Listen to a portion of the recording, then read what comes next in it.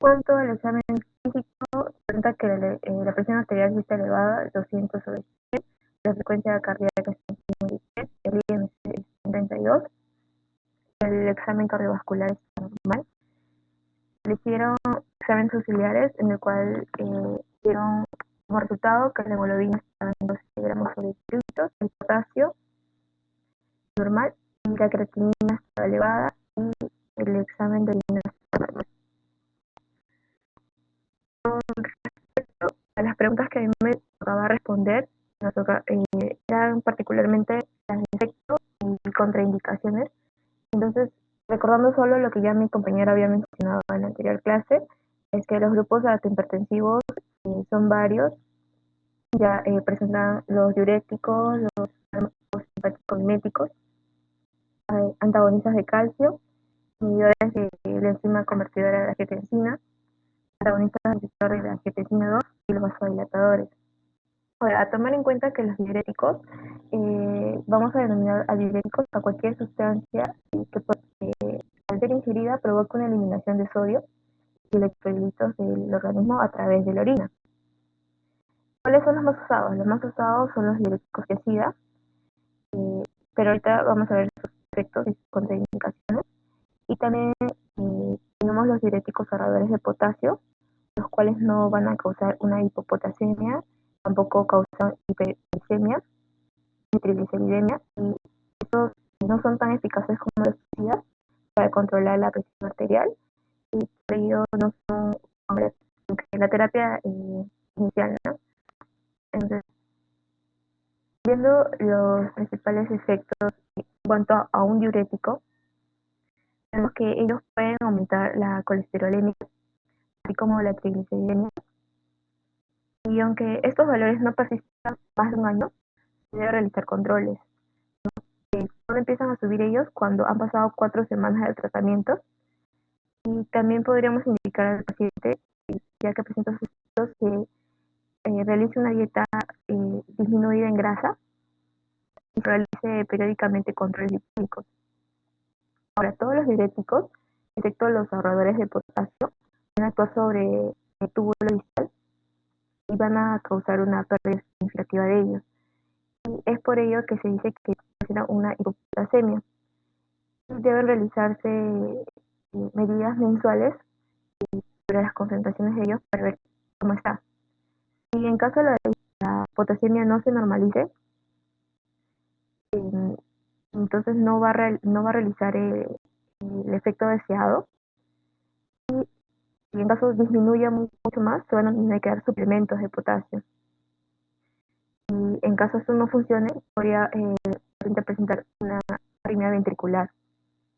Ahora, en cuanto a los beta bloqueadores comunes que representan la hipotensión, la bradicardia, presentan insomnio y una disfunción sexual. Y otro rasgo característico de un beta bloqueador es el efecto rebote que puede ocasionar, ya que si se le retira bruscamente, esto va a ser posible. Ahora, en cuanto a los efectos colaterales y los antagonistas del calcio, se va a tener que el 10% de los pacientes que son tratados con verapamilo van a presentar estreñimiento. La aparición de mareos, fatiga, vértigo es muy frecuente, ya que a veces una disminución de la presión con hidropiridina. Y como lo había mencionado anteriormente, el verapamilo debe evitarse en pacientes que presenten una insuficiencia cardíaca congestiva o presenten un bloqueo auriculoventricular, ya que presenta un efecto inotropo negativo.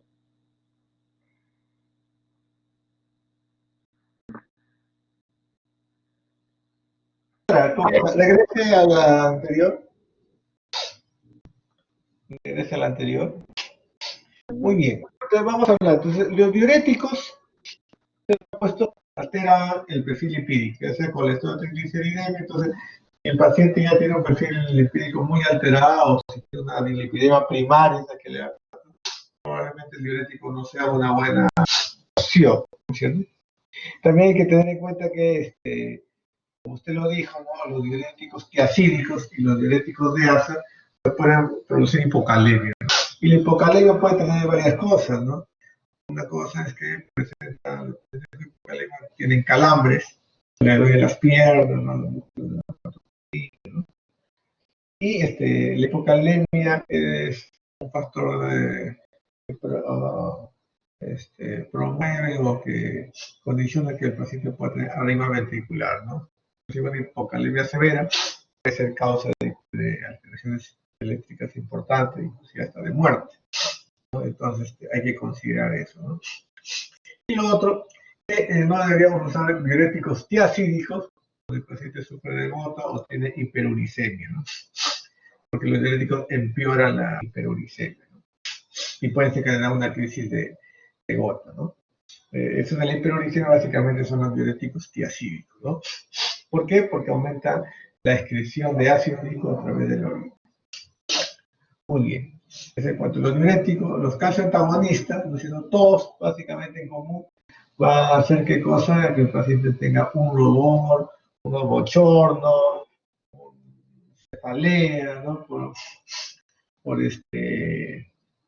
efecto vasodilatador, estreñimiento, y es en general, tanto los hidropiridínicos como los no hidropiridínicos. Un edema importante de miembros inferiores, los miembros inferiores, las piernas se hinchan bastante, acumulan líquido, se ponen bien, y el paciente pues, puede creer que tiene una falla renal, o uno puede pensar que es cardíaca. Simplemente uno retira el diurético, ¿no? Y no, retira el calcio antagonista y mejora los edemas de miembros inferiores, ¿no? Ese es un poco más frecuente en los que terminan en pino.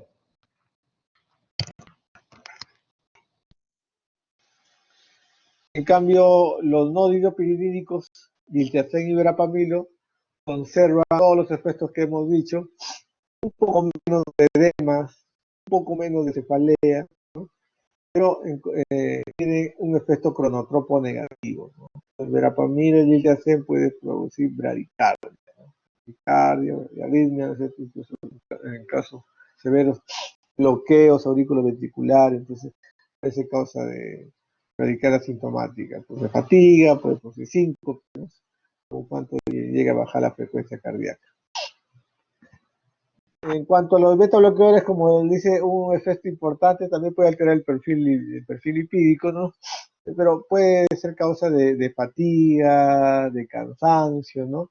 Y a veces de disfunción eréctil, ¿no? Entonces, por eso es que probablemente en personas jóvenes no sea un fármaco que pueda de primera elección. Como ya los beta bloqueadores no son de primera elección como antihipertensivos puros, ¿no?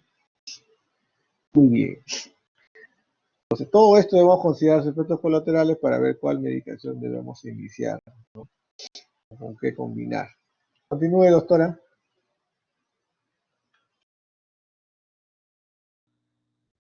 Sí, bueno, en cuanto a los inhibidores de la enzima convertidora de angiotensina, dentro de los efectos adversos más frecuentes, puede ser que puedan presentar una tos seca o un exantema cutáneo, así como fiebre o trastornos gustativos y una hiperpotasemia.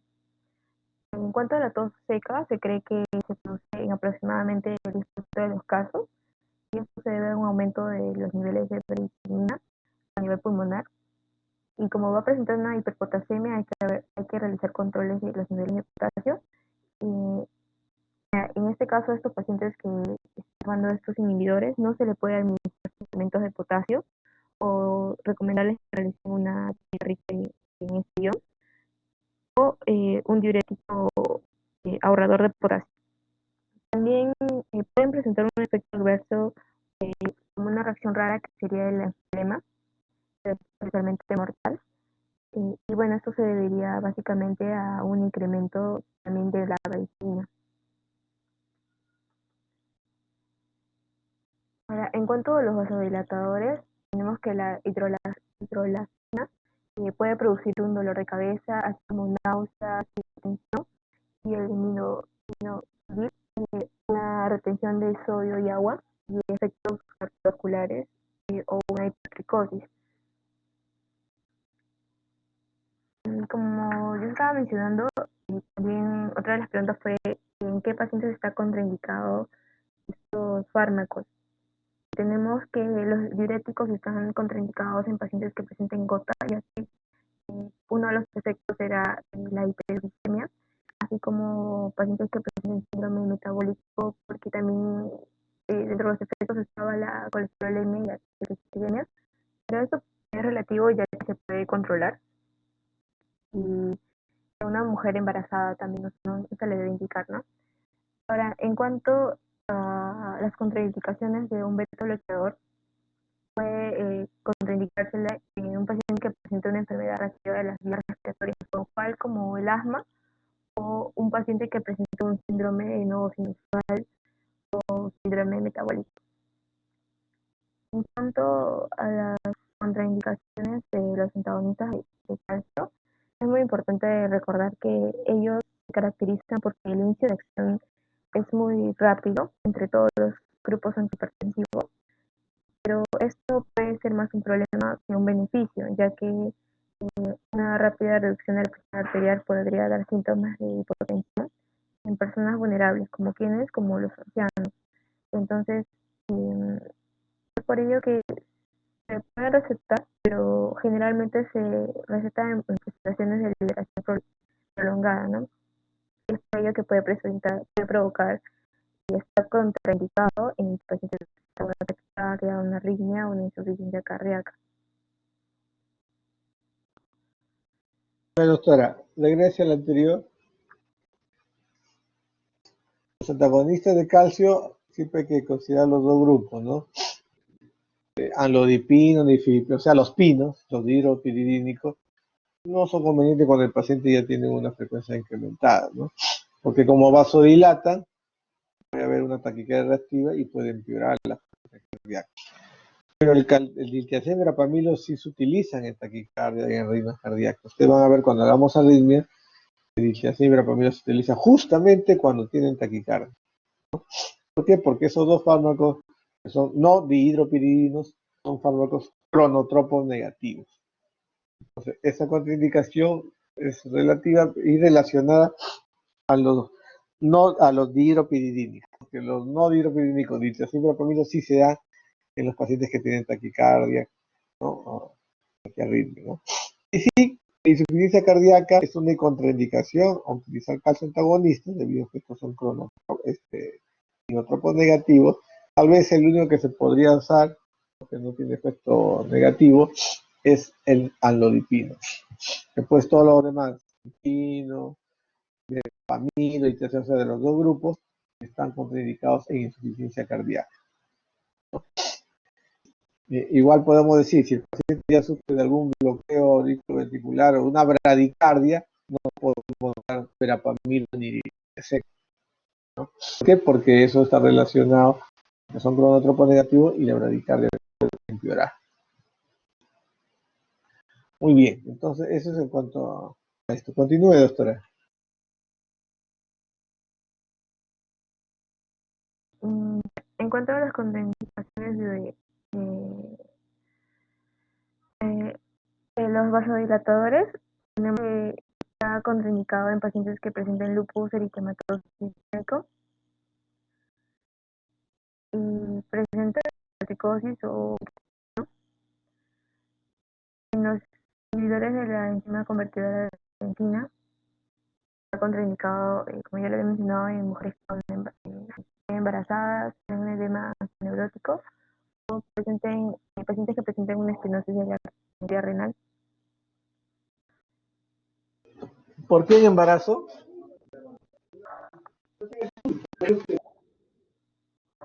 Bueno, mencionaba que no afectaba directamente al, pero sí había una reducción eh,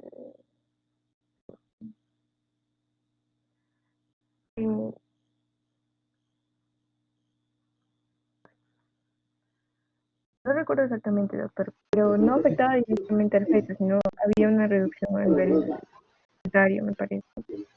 Sí hay alteración a nivel de la embriogénesis, ¿no?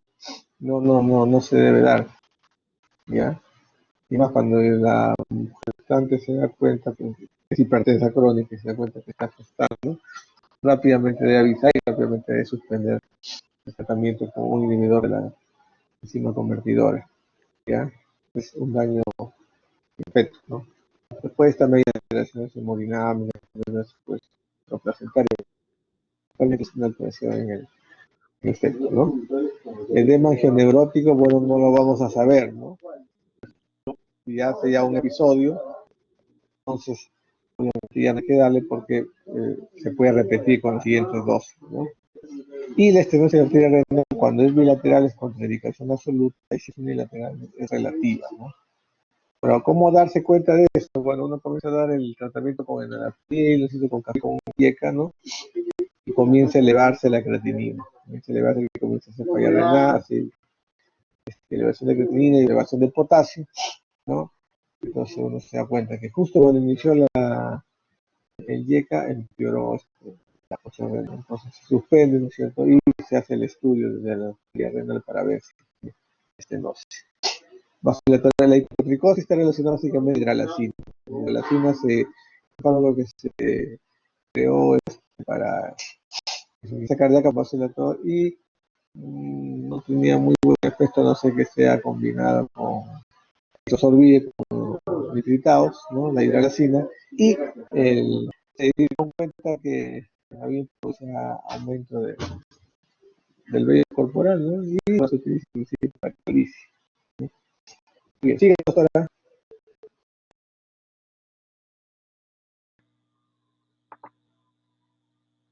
Sí, y bueno, la última pregunta correspondería a la terapia combinada. Y bueno, según las guías europeas de cardiología, hay que ver quiénes son las personas candidatas para hacer una terapia combinada en una hipertensión. Por ello que los principales candidatos sean los pacientes severos, grado 2 a más, pacientes obesos o con síndrome metabólico o incluso personas, pacientes que incluso ya estén presentando una diabetes. Otros candidatos serían pacientes que presentan factores de riesgo como un historial familiar o propio de infarto agudo o presentan nefropatía. Y por último, pacientes que la presión arterial sistólica es más de 20 milímetros de mercurio en la presión sistólica y en la presión diastólica más de 10 milímetros de mercurio. Y esto sería por encima de la meta que se desea lograr, ¿no? Y ahora, estas combinaciones reducen la presión arterial con mayor rapidez y con efectos adversos mínimos. Y dentro de las combinaciones se puede realizar que se tiene un diurético diacídico con un bloqueador beta o un diurético con un inhibidor beta o un diurético con un inhibidor de receptores de angiotensina. Y bueno, como ya lo había mencionado, la terapia combinada estaría recomendada. Había mencionado los tres grupos, que sería el diurético con el beta bloqueador, la combinación del YECA con el diurético y el diurético con la combinación del inhibidor de bloqueadores de receptores de angiotensina. Otros se han visto que son comprobados y tienen un descenso de la presión, pero también hay combinaciones sexuales aconsejadas, ¿no? Que no se debe realizar, como por ejemplo, si se da una combinación de un ARA2 y un YECA, esto es peligroso ya que aumenta el riesgo de una falla renal y una hipercalemia. O otra combinación que también está aconsejada es un beta bloqueador y un bloqueador de calcio, ya que ambos presentan el mismo mecanismo de acción y no se debe realizar combinaciones que ambos presentan el mismo mecanismo de acción. Y en el último que había mencionado, tendría serían cronotropos y ionotropos negativos y sería perjudicial. Obviamente eso sería si fueran bloqueadores de canales de calcio,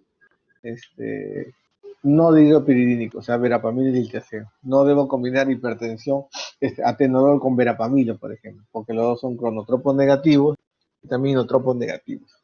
No debería combinar el bisoprolol con diltiazem, porque los dos son cronotropos negativos, ¿no? Así es, ¿no? Pero sí podría combinar, no sé, atenolol con alodipino, ¿no? ¿Por qué? Porque el atenolol produce los dos bajan la presión, el atenolol produce bradicardia, ¿no? Y más bien el alodipino produce taquicardia refleja, como vasodilata, tiene una tendencia a subir la frecuencia cardíaca.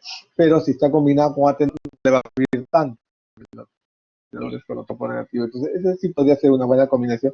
Obviamente, si el paciente tiene insuficiencia cardíaca, no, porque ya está contraindicado en términos generales los calcio antagonistas, ¿no? Entonces, hay toda una estrategia para combinar la medicación, ¿no es cierto? No puedes combinar, hay tantos grupos farmacológicos antihipertensivos, pero no lo puedes combinar. La combinación tiene que ser racional. Lo que más o menos queda claro ahí, que el diurético va bien con casi todo, ¿no? El diurético es un fármaco que los tiacídicos, ¿no? Lo que acompaña bien a casi a todos los demás grupos farmacológicos antihipertensivos, ¿no? Muy bien, a ver, sigamos.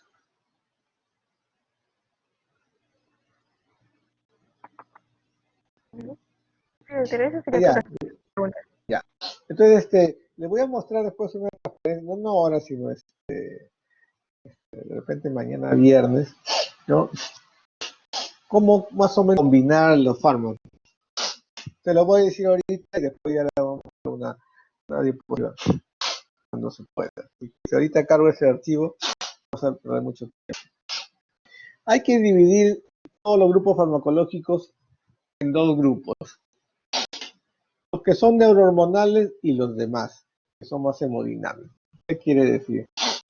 Neurohormonales son los que al final actúan o a través del sistema renina, angiotensina, aldosterona o a través del sistema linfático central. Por lo tanto, en un lado van a estar los YECAS, los ARA2 y los beta bloqueadores, ¿no? Y en el otro lado van a estar los calcioantagonistas, los diuréticos, ¿no? Y los alfa antagonistas. Los centrales también podría ser.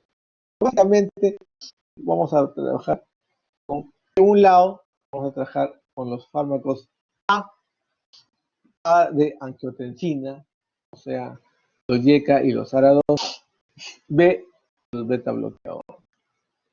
Y en el otro lado van a estar los C de calcio antagonista y los D de los diuréticos, sobre todo los tiacídicos. Entonces vamos a tener 4 grupos principales, digamos, y ya de segunda línea vienen los otros diuréticos. Espironolactona, vienen los alfa antagonistas, ¿no? Terazocina, prazocina, y vienen los de acción central, ¿no? Como metildopa, clonidina, etc. ¿Ya? Entonces, ¿cómo iniciamos la terapia? La terapia la vamos a iniciar según la edad más o menos. ¿Cómo es esto? Lo que más o menos se recomienda es que si el paciente es mayorcito, más de 60 años por decir, ¿no? 55, 60 años, responden mejor a los calcio antagonistas o a los diuréticos. O sea, responden mejor al C y el D. Ustedes revisan bien, ustedes van a ver, es cierto que en personas mayores, ¿no? Que muchas de ellos tienen hipertensión arterial sistólica, aislada, pues entonces responde mejor a los calcio antagonistas o a los diuréticos. Entonces, persona mayor de 60 años, según dice 55 años, es mejor darle calcio antagonista o diuréticos como primera droga, ¿no? ¿Alguna pregunta de esto? Si la persona más bien relativamente joven, 40 años, 45 años, etcétera, pues probablemente le debo iniciar con calcio, no, con A o B.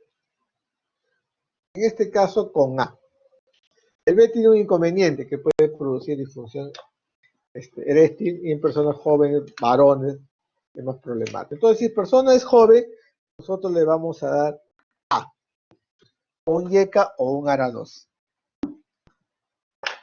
Ese es para la primera droga. ¿Entendieron? ¿Vieron cómo lo dividimos a los fármacos en A, B, C, D? ¿Alguna pregunta de eso? Esto es muy importante para que vean cómo hacer una combinación racional. ¿Entendieron? Sí, doctor. Sí, doctor. Esto es en el caso de un paciente que no tiene comorbilidades. Porque si, por ejemplo, el paciente tiene el paciente es mayorcito, 70 años, por así, debo dar C o D.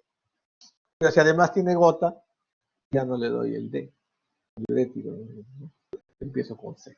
Entonces, así tienen ustedes que razonar, ¿no? Si el paciente, por ejemplo, tiene 60 años, usted le debería dar C o D, ¿no? Pero además es diabético, entonces es mejor darle un A, porque es diabético, ¿no? Entonces, así tiene que jugar usted. La hipertensión es tan prevalente y hay tantos fármacos porque no hay un solo fármaco y los médicos tienen que, entre comillas, jugar, utilizar su juicio clínico para ver qué le da. Ya, por eso yo les decía, ustedes tienen que, para definir tratamiento antihipertensivo, tienen que definir varias cosas. Primero, el grado de la hipertensión, 1, 2, 3, depende si es europeo o americano, los factores de riesgo asociados, y ver la comorbilidad, ¿no es cierto? Y las contraindicaciones. Entonces, primero, la base, persona mayor, C o D. Persona menor, A. D lo dejamos para el beta bloqueador. Pero de ahí ve la comorbilidad, ¿no? La comorbilidad manda. Entonces, si el paciente puede 40 años y debería recibir un A, o sea, un Y con un ARA2, pero, ¿cómo se llama? Sabemos que tiene estenosis de arteria renal bilateral, sabemos que está contraindicado, entonces no le puedo dar. Entonces, todo eso debemos pensar. Muy bien. Además, la doctora ya dijo que si tiene muchos factores de riesgo o es estadio 2, o sea, tiene más de 20 mililitros de sistólica mayor por sobre el nivel de lo normal, ya probablemente ya debo iniciar desde terapia combinada desde un inicio, ¿no? Si ya si el paciente tiene muchos factores de riesgo cardiovascular o su hipertensión en cuanto al grado es importante, yo debo iniciar terapia de combinación. Entonces, ¿cómo combino? Combino. Si usted empezó con una droga A, le combina la siguiente droga C o D. Si usted empezó con una droga C o D, o se empezó, por ejemplo, con alodipino, no es tan recomendable darle la segunda droga o combinarlo con un diurético, sino mejor combinarlo con un A, o sea, con un YECA o con un ARA2. Se va al frente. De esta manera que tiene una droga que es a nivel sistema neurohormonal y una droga que vasodilata o que quita volumen. ¿Quedó claro? Si empezó con enalapril, la siguiente combinación será diurético alodipino, o será un beta bloqueador. Si empezó con alodipino, la siguiente combinación puede ser un losartán, pero no es tan buena que de losartán más hidrocloroquina. Eso quedó claro. Muy bien. Si usted ve, porque usted inicia el tratamiento de combinación con 2 drogas, usted ve que no mejora la presión arterial, le tiene que dar 3 drogas. Y si le da 3 drogas, de toman una de ellas es diurético. Por ejemplo, empezó con anlodipino y le agregó después, como era anlodipino C, calcio antagonista, después le agregó irbesartán, no controla, no le va a agregar un beta bloqueador, se le va a agregar un diurético. ¿Ya? ¿Por qué? Porque si hay 3 drogas, de todas maneras, una de esas 3 drogas tiene que ser un diurético. Si usted, por el contrario, empezó el tratamiento con los sartán 50 miligramos cada 12 horas, ¿ya? No controla la presión, le agregó nifedipino, no controla la presión, la siguiente droga que le tiene que dar, tiene que ser un diurético de todas maneras. 3 drogas siempre debe ser, una de ellas un diurético. Empezó usted con candesartán, no controló y le dio hidroclorotiazida, no controló, le dio chance, darle B o darle C. Probablemente le demos C. Porque como he dicho, el beta bloqueador está un poquito detrás de esos 3 grupos, de A, B y C. Si no controla y le tiene que dar 4 drogas, pues ahí sí le da A, B, C y D. O sea, un YECA o un ARA2, un calcio antagonista, un beta bloqueador y un diurético. ¿Quedó claro? No controla con 4. Bueno, le agregamos la quinta, que muchas veces va a ser espironolastona o va a ser terazocina o va a ser un alfa antagonista. Pero ya para 5 drogas usted ya tiene que enviármelo a mí al paciente, o sea, a un cardiólogo. Como médico de otra especialidad o como médico general, usted pues hasta 3 drogas todavía puede manejar, pero si ya llega a 4 drogas, mejor mándelo a un cardiólogo. ¿Queda claro más o menos cómo combinamos? Lo que hizo la doctora, pero un poco más esquematizado y un poco más para que quede grabado a fuego.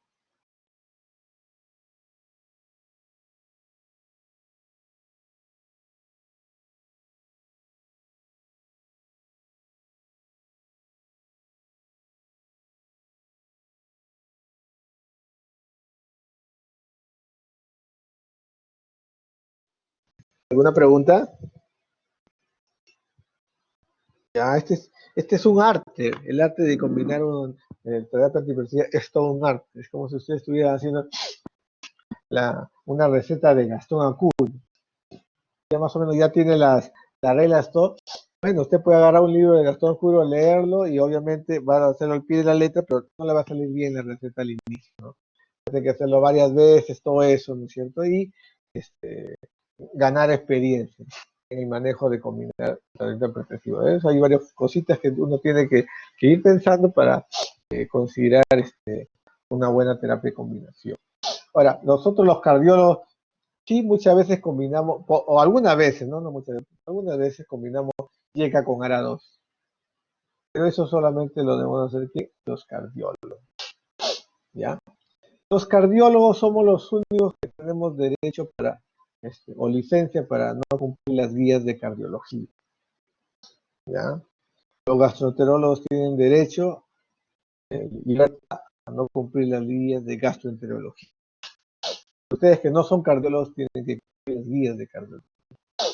¿Ya? ¿Por qué? Porque las guías son guías. Obviamente, ¿quién puede romper una guía? El que tiene más experiencia en seguir las guías. Si usted no sabe nada de cardiología, usted sigue al pie de la letra, ¿no? Lo que dice las guías de cardiología. Pero si uno sí sabe bastante cardiología, se puede saltear y puede hacer sus cambios o no seguir la recomendación o seguir la guía. Es como yo daba este ejemplo, ¿no? Usted invita a su casa a Gastón Acurio, a alguien conocido, ¿no? Hay 2 cocinas y usted dice, Gastón, vamos a hacer la receta número 10. Ya lo hemos saltado, no sé. ¿No? Usted comienza a hacer al pie de la letra lo que dice el libro de Gastón Acurio. Y si le dice que tiene que cortar la cebolla teniendo el pie derecho levantado, usted que no sabe de cocina, pues lo tendrá que hacer así. Usted está preparando según la receta de Gastón, y lo ve a Gastón que está preparando su lomo saltado igual que usted, pero dice, por ejemplo, no hay que dar media cucharadita de este ingrediente, y le echa 3/4 o le echa un ingrediente. Usted agarra y le dice, ¿qué Gastón? Pero en tu receta dice que acá hay que darle media cucharadita y usted tú le estás dando una cucharadita entera. ¿Qué va a decir Gastón? Ah, sí, de verdad, pucha, me equivoqué, me va a salir mal. Le va a decir, no, la receta la he escrito yo, así que déjame a mí que igual mi lomo saltado va a salir mejor que el tuyo. Y así son las cosas que ocurren en la vida real y ocurre en medicina. ¿Ya? Entonces los cardiólogos a veces combinamos YECA con ARA2. ¿Ya? No es una conexión absoluta, pero obviamente lo seguimos bien, sabemos por qué lo damos, ¿no es cierto? Somos cardiólogos. Pero obviamente cuando yo les pregunte en el examen ese, si ustedes me dicen llega ahora no, yo los jalo. Aunque la guía dice que no se debe. O sea, cardiólogo tenga licencia por hacer esa muestra de eso, usted ya le podrá dar al paciente, incluso lo que la guía no recomienda. Muy bien. Entonces, de repente mañana les puedo presentar la trapecio para que lo tengan grabado, ¿no? Y vean cómo se combina de forma racional. La combinación sirve para varias cosas. Sirve uno para controlar la presión arterial, bajar el número, obviamente, ¿no? Sirve para no dar dosis muy altas de cada fármaco y de esta manera que los efectos adversos sean menores, ¿no? Por ejemplo, si usted da un diurético con un inyeca enalapril más hidroclorotiazida, ¿qué hace la hidroclorotiazida? Produce hipocalemia. ¿Qué hace el enalapril? Produce hipercalemia. Se le da las dos juntas, normocalemia. Acostumbre a hablar en vez de decir hiperpotasemia, potasio, diga mejor hipercalemia. En vez de decir hipopotasemia, digan hipocalemia, porque calio es potasio. La raíz, ¿no es cierto? Y por eso es que el potasio, ¿cuál es su símbolo del potasio? Diana Wong. Diana Wong. ¿Cuál es el símbolo del elemento potasio? Acá. La K. No es la señora K, por si acaso, ¿ah? Por si acaso, ¿no? No, por favor, no estamos en política, ¿no? Yo sé que siempre hay corazones fujimoristas, siempre en todo grupo social, ¿no es cierto? Entonces, hay algunos naranjitas seguramente, ¿no? Yo me refiero a potasio, ¿no? ¿Por qué? Porque K es cálido, ¿no? Entonces usted me dice hiperpotasemia, hipocalemia, hipercalemia, ¿no? De potasio. Muy bien. Entonces, eso es lo que ocurre. Entonces, los efectos adversos se minimizan, ¿no? Se minimizan al combinar, por ejemplo, un YECA con un diurético en cuanto al potasio, ¿no? Entonces, ese tiene un doble efecto, pues. Tiene un mayor efecto antihipertensivo y un efecto en disminución de los efectos adversos de cada una de las drogas si le damos por separado. Pero claro, si combinamos mal, podemos hacer el caso opuesto, ¿no? O sea, yo doy verapamil o más atenolol, estoy agregando dos efectos indeseables, cronotropo negativo, y el paciente puede ser radical, terminar en marcapaso, ¿no es cierto? Porque usted combinó mal. Entonces, una terapia racional de combinación debe hacer que más bien los efectos adversos de cada uno de ellos sea mínimo o se contrarreste. Dar atenolol con lodipino es B, el beta bloqueador atenolol, más uno del lado opuesto, del lado de frente, que es C, antagonista. El anodipino puede producir taquicardia refleja, pero el atenolol también produce bradicardia, ¿no es cierto? Se compensa. Muy bien, el siguiente. ¿Y qué hacemos con este paciente? El paciente, ¿qué hacemos, Doctor, doctora? ¿Qué a mí hacemos me con el toca esa paciente? pregunta. Ah, sí, ya, entonces empiece.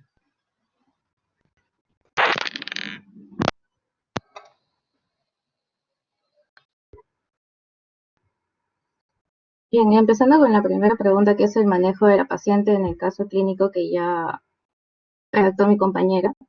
Es una mujer de 75 años con historia de hipertensión arterial de larga data y diabetes mellitus. Acude a lo que es una consulta cardiológica y tiene una medicación habitual que incluye lo que es atenolol de 100 miligramos cada 24 horas, hidroclorotiazida de 2 a 5 miligramos diarios, lisinopril de 40 miligramos diarios, metformina de 850 miligramos diarios e ibuprofeno de 400 miligramos 2 veces al día para el manejo de lo que es la osteoartritis. Niega consumo de alcohol y tabaquismo, niega molestias, y refiere controles de presión arterial tomados en casa que van de 150 a 170 en presión sistólica y 92 a 95 diastólica. Al examen físico presenta una presión arterial de 200 sobre 100 milímetros de mercurio, una frecuencia cardíaca de 54 latidos y un índice de masa corporal de 32. Es decir, la paciente está en una obesidad tipo 1.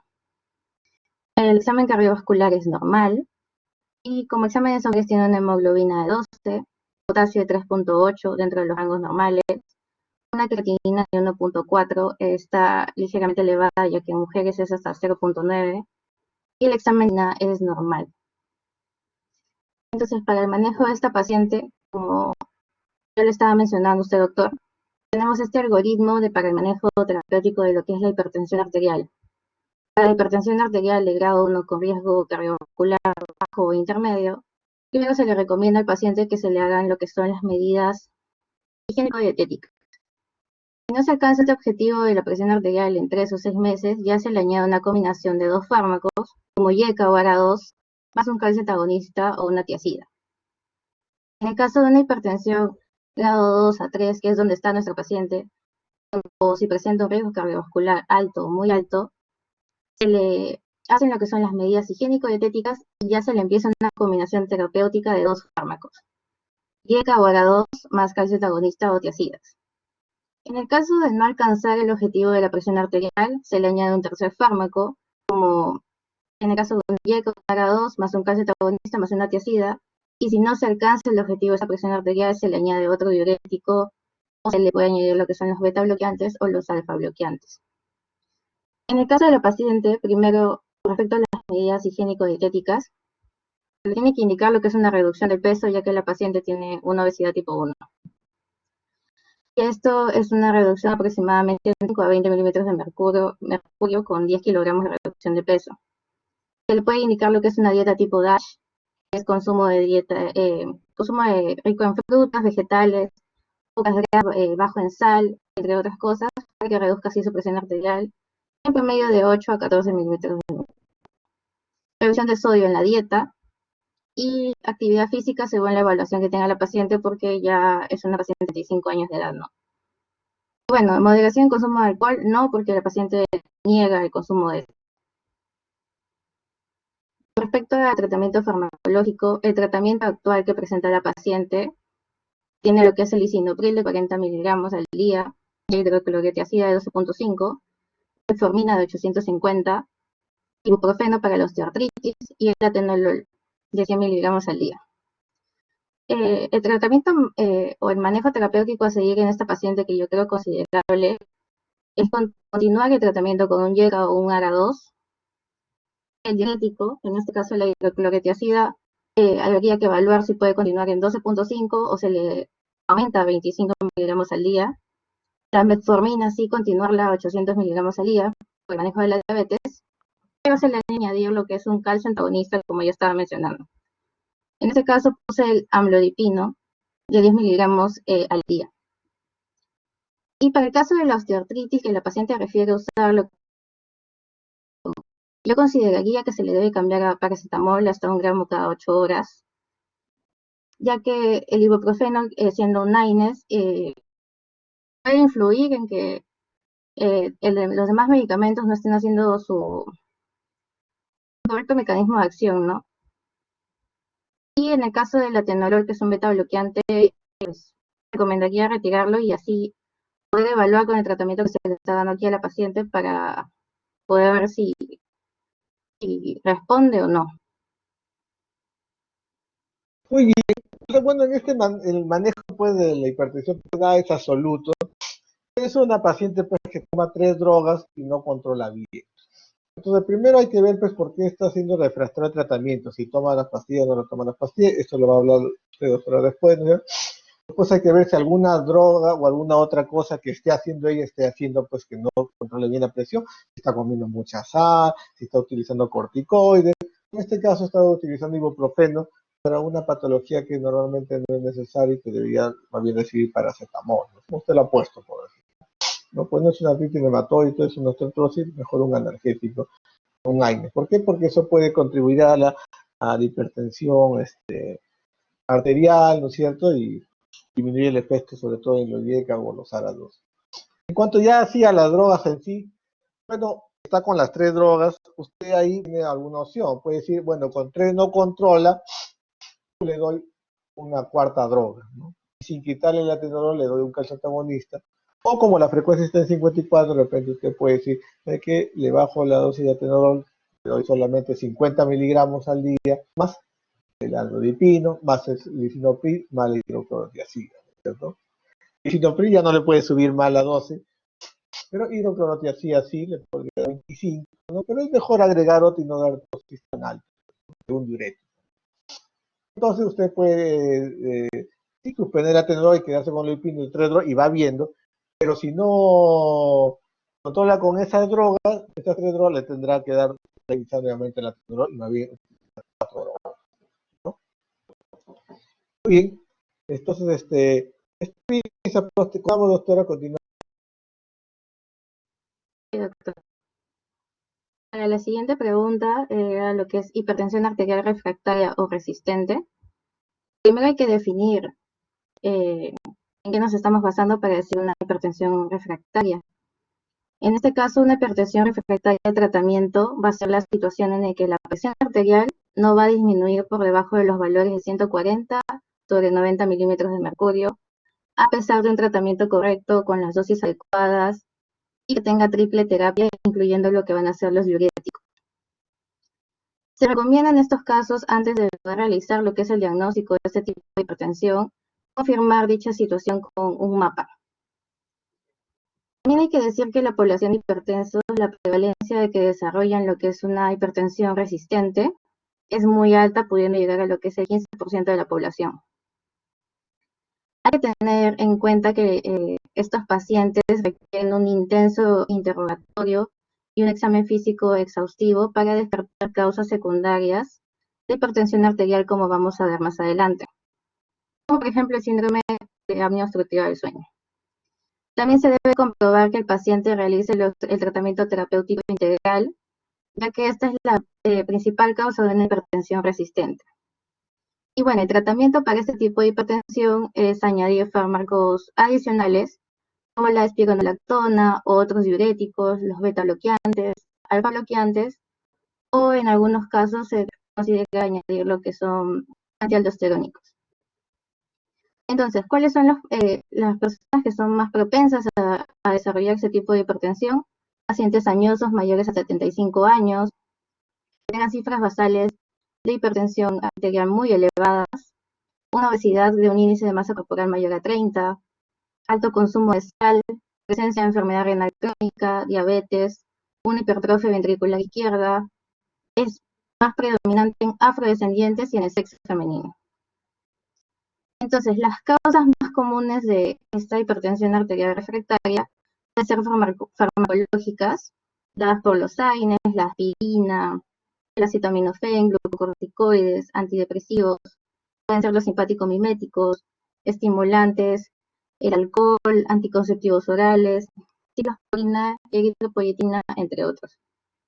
Dentro de las otras causas puede ser por una hipertensión arterial secundaria, como el síndrome de apnea obstructiva del sueño, un hiperaldosteronismo primario, una enfermedad renal parenquimatosa, una estenosis arterial renal, entre otras como el fibromuscitoma, el síndrome de Cushing, un hiperparatiroidismo, una coartación de la aorta o tumores intracraneales. Entonces, primero tenemos que confirmar en el paciente que hay una resistencia al tratamiento. Como ya lo estaba mencionando, una presión arterial clínica mayor o igual a 140 sobre 90, o en el caso de pacientes con diabetes o enfermedad renal crónica, una mayor o igual a 130 sobre 80. El paciente esté tratado con al menos 3 fármacos antihipertensivos a dosis óptimas, incluyendo un diurético, y se debe excluir lo que es la pseudoresistencia. En este caso, la pseudoresistencia la vamos a definir como la falla en el control de la presión arterial en un paciente que recibe un tratamiento adecuado y que no tiene lo que es la presencia de una hipertensión arterial resistente. Aquí podemos tener diversas causas, como una inadecuada técnica de toma de la presión, o el concepto del fenómeno de la bata blanca, presencia de arterias calcificadas, la no adherencia farmacológica, el paciente oculta lo que es la falta de toma de medicamentos, o inadecuadas prescripciones del fármaco, y la polifarmacia con diversas interacciones medicamentosas. Entonces, evaluar si es bueno el cumplimiento. Si no es bueno el cumplimiento, favorecer al paciente. Y si sí es bueno el cumplimiento, descartar lo que es el efecto de la bata blanca mediante una realización de un mapa. Luego debemos identificar y corregir factores del estilo de vida como la obesidad, inactividad física, excesiva ingesta de alcohol, elevada ingesta de sal, entre otros, y ver y evaluar si el paciente está tomando algunas sustancias que pueden interferir con el control de la hipertensión, como los AINES, los simpaticomiméticos, estimulantes, antipositivos orales, entre otros. Luego de ello se debe hacer un correcto despistaje de hipertensión arterial secundaria, que lo vamos a detallar un poco más adelante, y vamos a tener todas estas causas que vemos aquí. Luego de ello nos vamos al tratamiento farmacológico. Se le da al paciente lo que es una máxima dosis de diurético, incluyendo lo que es la posibilidad de añadir lo que son los antialdosterónicos. Y se debe tratar de combinar fármacos con distintos mecanismos de acción. Y se recomienda usar lo que son diuréticos de ASA en pacientes con insuficiencia renal crónica o en pacientes que reciben potentes vasodilatadores.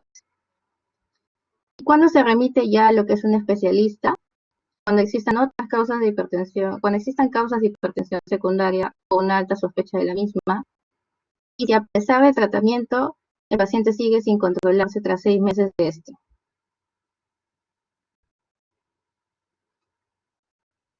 Ahora, en el caso de cuando hablamos o cuando sospechamos de una hipertensión arterial secundaria, esta es una patología relativamente poco frecuente y tiene que haber un índice muy alto de sospecha para poder detectarlo. Tener en cuenta también que el estudio de pacientes con sospecha de hipertensión arterial secundaria puede ser costoso y requerir pruebas diagnósticas invasivas no exenta de lo que son los riesgos. Como vemos en la tablita acá superior, tenemos las causas más frecuentes de la hipertensión arterial secundaria, que puede ser de origen renal, endocrinológico o de otras causas. De origen renal, hipertensión renovascular, de origen endocrinológico, hiperaldosteronismo primario, hipercortisolismo como el síndrome de Cushing, un fibrohemocitoma, hipo o hipertiroidismo, hiperparatiroidismo, acromegalia, entre otras causas puede ser el síndrome de apnea obstructiva del sueño, la cortación de la aorta y la hipertensión arterial inducida por fármacos. Entonces, ¿en qué situaciones clínicas debemos nosotros sospechar de una hipertensión arterial secundaria? Primero, si tiene una edad de comienzo antes de la pubertad, una edad de comienzo menor a los 30 años en pacientes no obesos, sin una historia familiar anterior de hipertensión y que presenten factores de riesgo cardiovasculares. También en pacientes que tengan una edad de comienzo mayor a 60 años, algunos que presenten elevación aguda de la presión en pacientes que han tenido una presión arterial previa normal o en pacientes con una hipertensión esencial bien controlada. En el caso de hipertensión arterial resistente, que ya lo había mencionado, en el caso de una hipertensión acelerada o maligna, si hay presencia de signos y síntomas que orienten hacia una enfermedad subyacente, o si el paciente tiene ingesta de fármacos capaces de inducir lo que es la hipertensión arterial. Entonces, aquí hay una tablita de las principales causas más frecuentes de hipertensión arterial con los datos orientativos que nos puede hacer sospechar de las mismas, ¿no? No vamos a tratar todas, pero sí vamos a mencionar las más frecuentes como la enfermedad renal parenquimatosa, por ejemplo, datos analíticos que el paciente venga con enfermedad renal crónica como un aumento de la excreción urinaria de albúmina o proteínas, que presenta alteraciones en el sedimento urinario o descenso de su filtrado glomerular. En el caso del síndrome de Cushing, que en cambios corporales sugestivos de esta enfermedad como ganancia de peso sin otras causas aparentes, la presencia de una obesidad central, carga de luna llena, acúmulo de graso cervical o la joroba de búfalo como se le llama, la presencia de estrellas purpúreas, el hirsutismo, debilidad muscular, hiperglucemia, entre otros.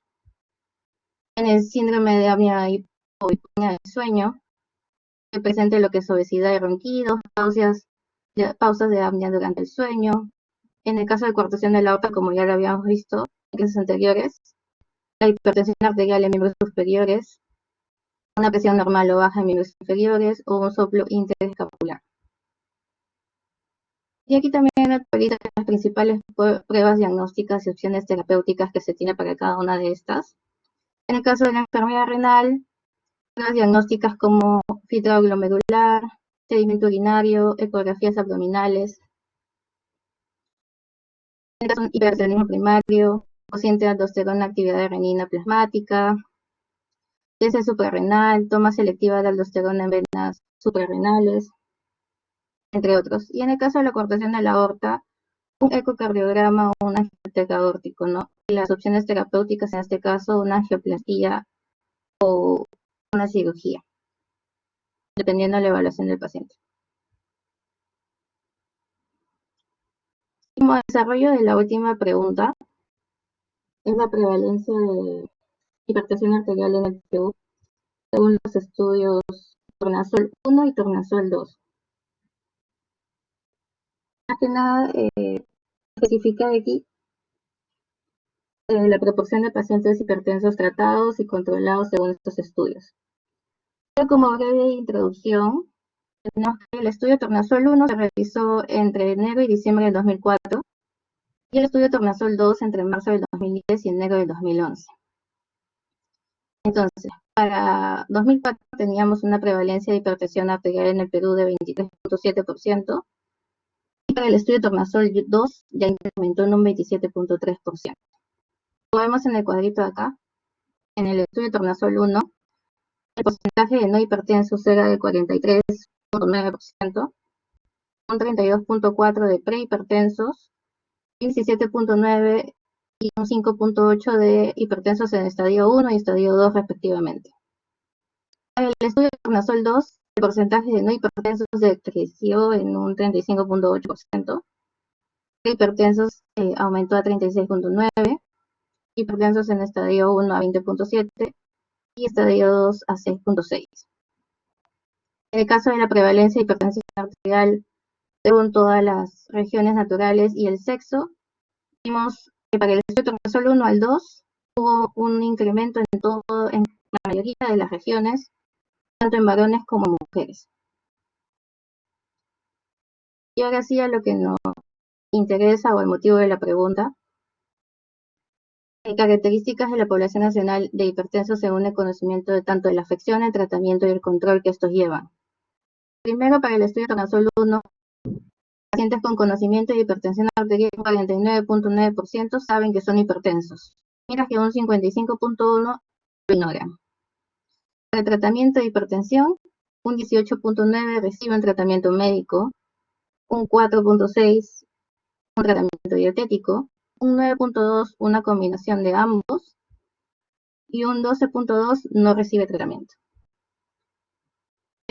Sobre el control de la hipertensión arterial, un 14.7% son hipertensos compensados y un 18% no compensados. Para el Tornasol 2, ya había un 48.2% de la población que tenía conocimiento de que tenía hipertensión arterial, mientras que había un 51.8% que aún ignoraba que son hipertensos. El 18.6% reciben tratamiento médico, el 3.9% un tratamiento dietético. Aquí hubo un aumento del 17.6% de los pacientes reciben los tratamientos y el 8.9% aún sigue sin recibir tratamiento. El control de la hipertensión, por su lado, el 20.8% son hipertensos compensados y el 18.7% no compensados. Eso es todo, doctor. Gracias. Entonces siempre hay que identificar por qué el paciente no controla la presión, ¿no? Saber si está cumpliendo el tratamiento, ¿no? De repente no cumple el tratamiento, está subiendo de peso, más fármaco. Vamos a hablar de una pseudo resistencia, ¿no? Si vemos que todo eso lo hemos descartado y en realidad el paciente no controla, entonces estamos hablando de una resistencia, ¿no es cierto? Hay que ver que si una de esas causas de la resistencia no sea una hipertensión arterial secundaria, ¿no? Porque, ¿cuál es la importancia de diagnosticar una hipertensión arterial secundaria? Que más o menos es el 5-10%, ¿no? De todas las hipertensiones, ¿no? Es mucho menos prevalente que la hipertensión arterial primaria o esencial. Doctora Celeste, ¿cuál es la importancia de encontrar una hipertensión arterial secundaria?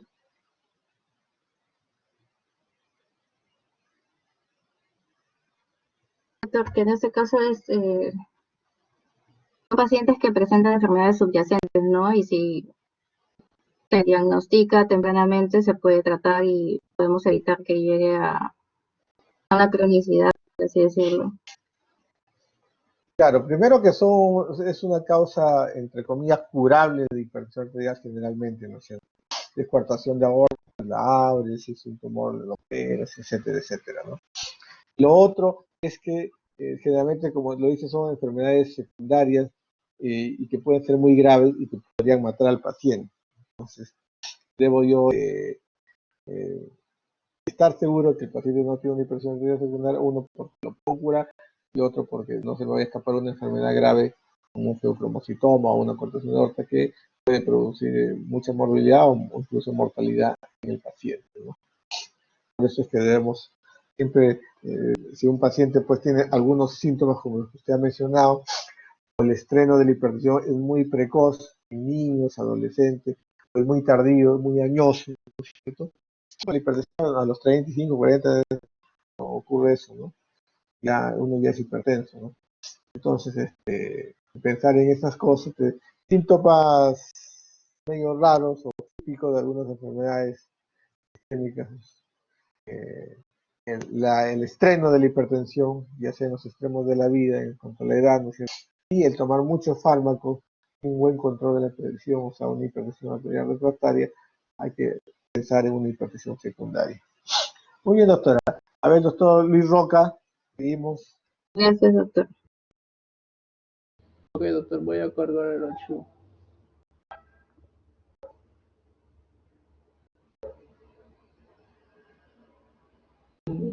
Ya, bueno, en cuanto a ya el último caso clínico, es el que me tuvo que exponer. Vamos a leerlo. Se trata de un varón de la tercera edad de 65 años con antecedente de hipertensión arterial, tabaquismo. Acude a emergencia por presentar dolor de tipo lancinante y de intensidad severa, de 30 minutos de duración y que se asocia a disnea.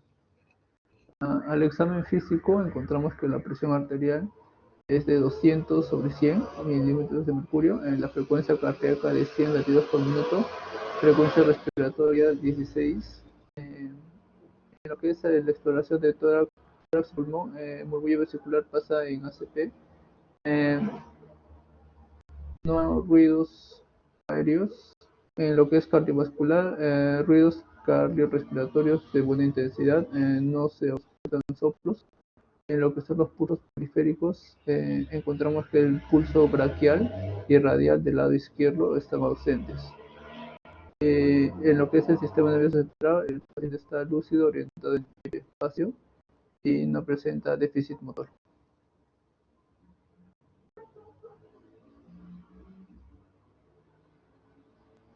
Ok, en cuanto a la primera pregunta que mencionan es ¿qué síndromes clínicos presenta el paciente?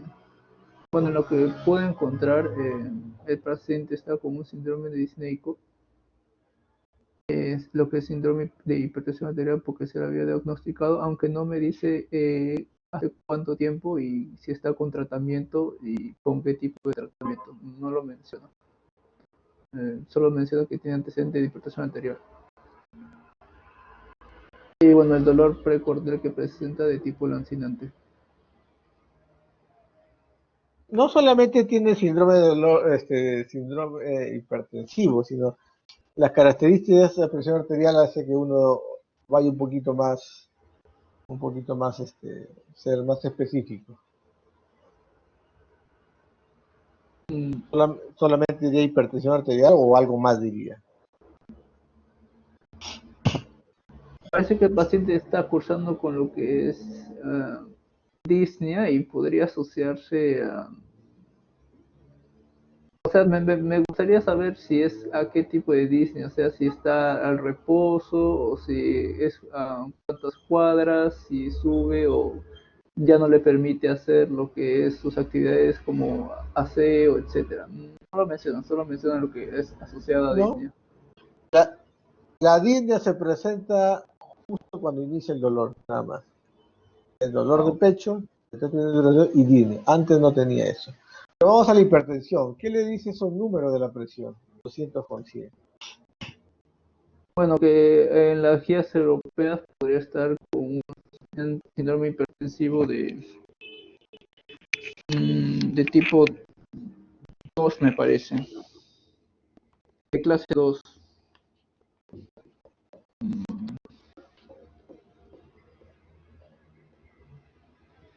No, mejor dicho de clase 3, sí, hipertensión de clase 3 mayor de la presión sistólica está de 200, es mayor que 180 y la diastólica es, bueno, 100. Pero es un paciente que va a la emergencia con unos síntomas más o menos importantes, ¿no? Sí, No sí, lo pone- respecto a eso es lo que tratan las siguientes preguntas sobre lo que es una crisis hipertensiva. ya, este tiene una crisis hipertensiva. Exacto, No porque solamente, no solamente poner hipertensión estadio 1, estadio 2, estadio 3, no era 1, 2, 3, sino es una crisis hipertensiva. ¿Por qué? Porque ya está llegando a 200, ¿no? Y con unos síntomas que lo hacen ir a la emergencia, ¿no? Hay que ver eso, ¿ya? Muy bien, seguimos. ya en cuanto a la pregunta que mencionan, define lo que es una emergencia y urgencia hipertensiva y dar ejemplos de lo que es la urgencia y cuál sería el tratamiento.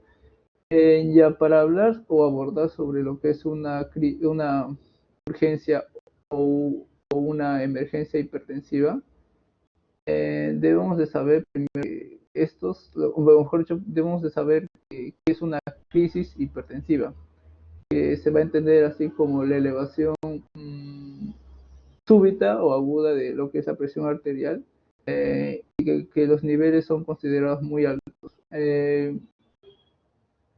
Se, se, se asocia, se considera que para que sea considerado muy alto, la presión sistólica debe estar a partir entre 180 y 210 milímetros de mercurio, y la presión diastólica se considera muy alto a partir de lo que son 120 milímetros de mercurio. Y bueno, y además, aparte de eso, hay que ver si es posible encontrar, ¿cómo se llama? Daños o alguna daño algo en algún órgano, o puede haber lo que es o algo que me indique que el paciente podría sufrir daño en algún órgano. Por eso, para diagnosticar lo que es una crisis hipertensiva, para diagnosticarla, hay que tener en consideración lo que son tres criterios, que son, primero, que la presión esté muy alta. Segundo, que haya sido una elevación súbita. Y tercero, que haya daño o que pueda haber riesgo de sufrir daño en lo que son los órganos blancos u órganos diana, el cerebro, riñón, ojo.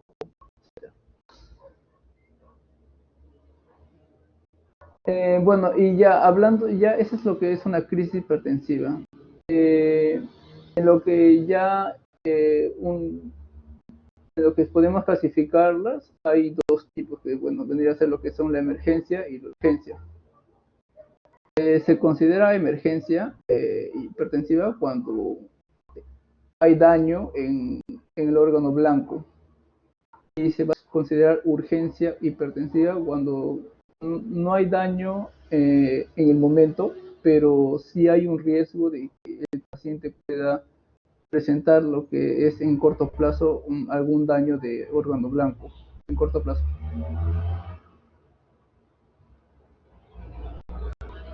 En cuanto a los ejemplos,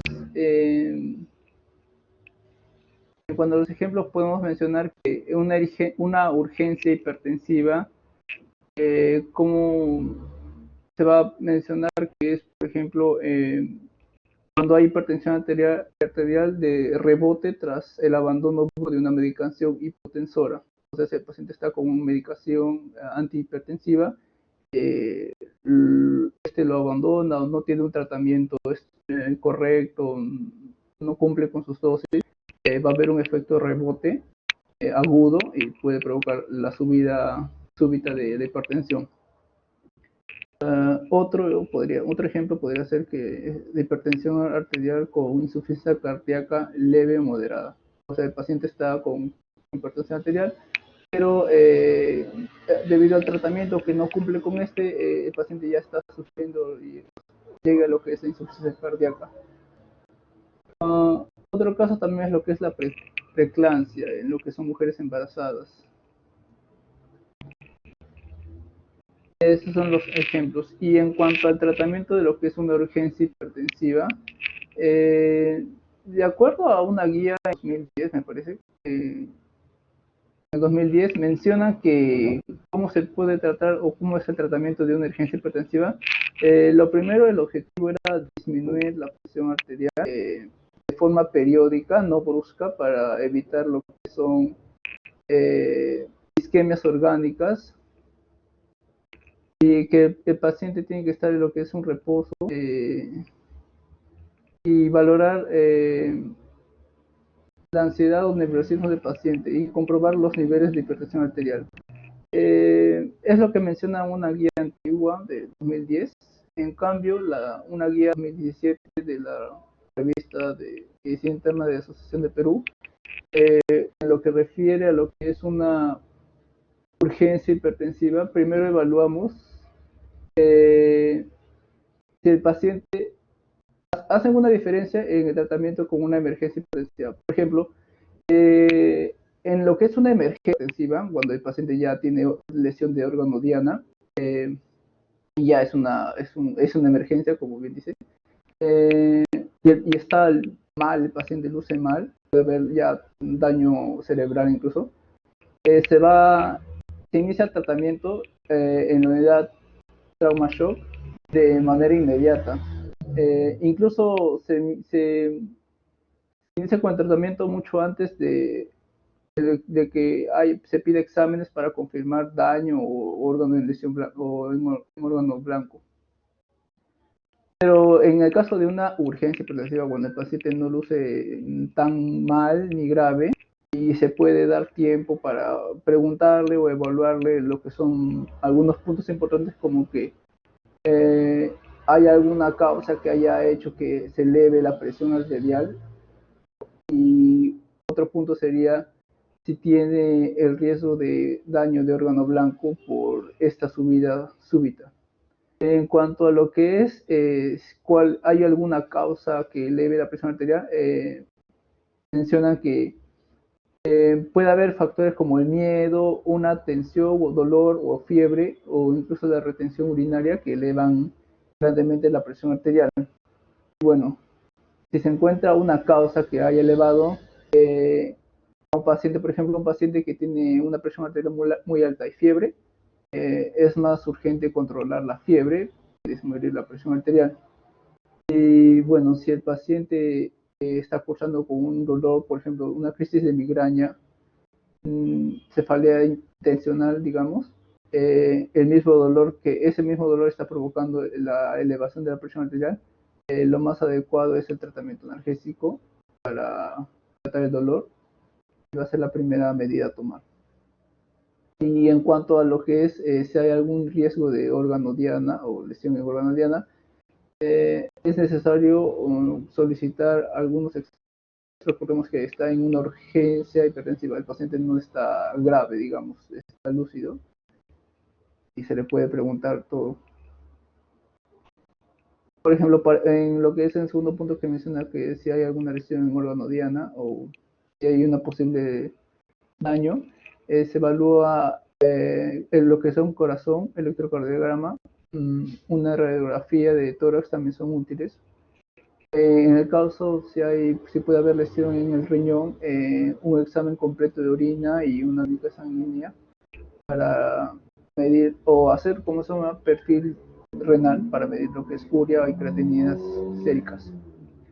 Y bueno, en cuanto al sistema nervioso central, se requiere, o bueno, se podría recomendar o requerir lo que es tomografía, o simplemente una evaluación de pares craneales, incluso también es necesario, podría servir.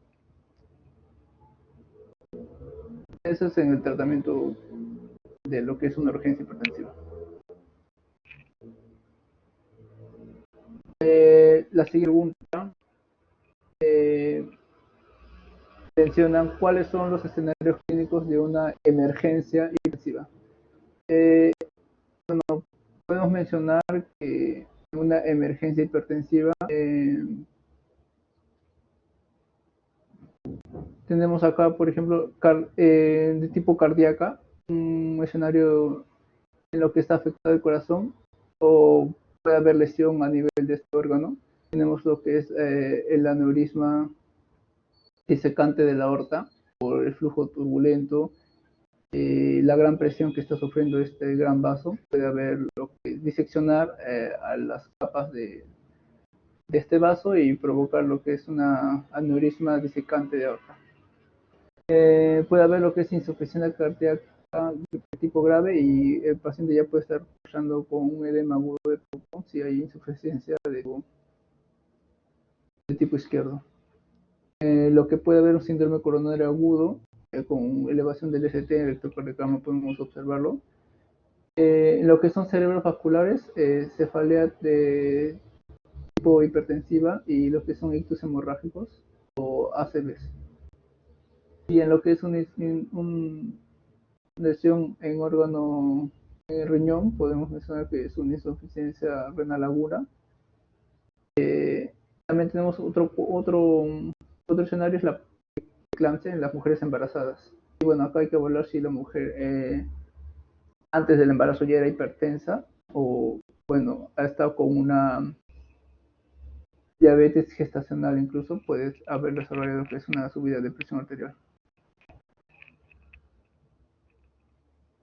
Bueno, ese es un esquema que menciona los posibles daños de órgano que puede haber en los diferentes sistemas.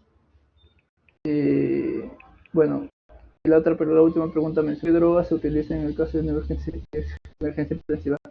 Bueno, va a depender también de el órgano que está afectado.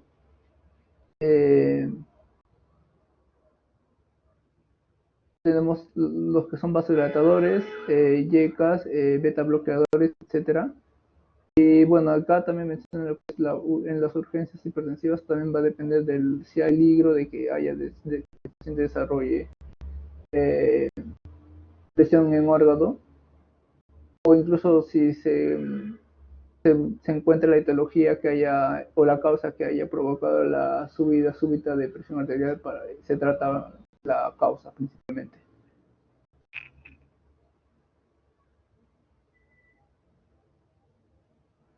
Eso sería todo, doctor. Doctor, entonces, mire, para decir una crisis hipertensiva, no solamente vemos el numerito de la presión, ¿no? No hay un número fijo, ¿no? Decir si es 200, 210 de sistólica, 180, 190. En términos generales, es una elevación bastante importante, ¿no? Elevado. Diría que si ya tienes más de 180, se puede considerar que es una crisis hipertensiva, habría que ver, ¿no es cierto? Lo otro que tenemos que ver es que ya el paciente la gran mayoría de veces es hipertenso crónica, se sabe que es hipertenso, pero hay una vida brusca de la presión todos los días. Y lo tercero es definir si tiene un daño de órgano blanco. Hay sospechas de que el síntoma por el que viene el paciente en la emergencia es porque un órgano blanco se está afectando, inmediatamente dice, esta es una emergencia y no la urgencia. Tiene 240 con 120, pero el paciente tiene una leve cefalea, mareo, un poquito, pero no hay déficit neurológico, no hay dolor de pecho, no hay falta de aire, no se está hinchando, está orinando, etcétera, etcétera. Pues uno puede, por más que tenga 240 con 120, le dirá hipertensiva, urgencia hipertensiva, le dará captopril, le dará nordipino, le dará furosemida, ampolla o vía oral, ¿no es cierto? Y progresivamente se va bajando la presión, no es algo que sea urgente en la primera hora. Si usted cree que el síntoma sí está relacionado a un órgano blanco, por ejemplo, este paciente viene por dolor de pecho, ¿no es cierto? Dolor torácico, entonces habría que ver, ¿no es cierto? Si usted considera que este dolor de pecho es porque un órgano blanco está alterando, entonces uno diría, esta es una emergencia hipertensiva. Y las emergencias hipertensivas siempre se hospitalizan ya y van a estar seguramente algunos días hospitalizados En cambio, las urgencias no, las urgencias, sabe que en pocas horas le va a dar de alta al paciente con medicación oral a su casa. La emergencia hipertensiva sí vamos a utilizar hospitalización probablemente en una UCI, una unidad de terapia intensiva, una unidad intermedia, ¿no? Monitor cardíaco, ¿no? Y le vamos a dar drogas endovenosas, ¿ya? Esa es la gran diferencia, ¿no? A la urgencia le doy tratamiento viral, a la emergencia se hospitaliza, necesita un ambiente de cuidados intensivos o cuidados intermedios y la medicación es antihipertensiva es endovenosa. Muy bien. Doctora Xiomara, ¿qué hacemos con este paciente? Pues es un paciente que tiene una emergencia hipertensiva, me parece. ¿Sus transparencias las tiene? Sí tengo Sí. mis dispositivos.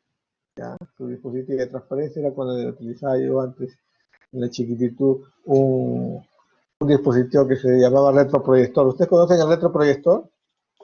¿Han escuchado un retroproyector? ¿Qué era? ¿O han visto alguna vez? No. ¿Doctora Xiomara, no sabe? Bueno, era un aparato, ¿no es cierto? Era, digamos, como si usted tuviera, también del tamaño de una impresora, un poquito más grande que una impresora, donde la parte superior era un cristal, pero un cristal y en el centro, en vez de tener los cartuchos, por ejemplo, había como un foco. Y tenía un parante, ¿no es cierto? Un foco que iba a proyectar hacia una pared. Entonces usted lo que tenía que hacer era en una almicas transparente, usted ahí tenía que escribir lo que quería. Usted podía utilizar un plumón de esos de indeleble, ¿no es cierto? O hacía su presentación en con la computadora, con la Mac, con lo que sea, lo imprimía, ¿no es cierto?, en papel normal, ¿no es cierto?, y después lo llevaba a fotocopiar no en papel normal, sino en unas transparencias, en unos papeles transparentes, una mica. De lo que usted hacía en el papel, se veía en la transparencia, y eso lo ponía usted encima de la pantalla, donde debajo había un foco, le alumbraba la transparencia y como proyectaba, eso hizo que estaba en la transparencia, lo veía en la parte. Yo a veces digo transparente.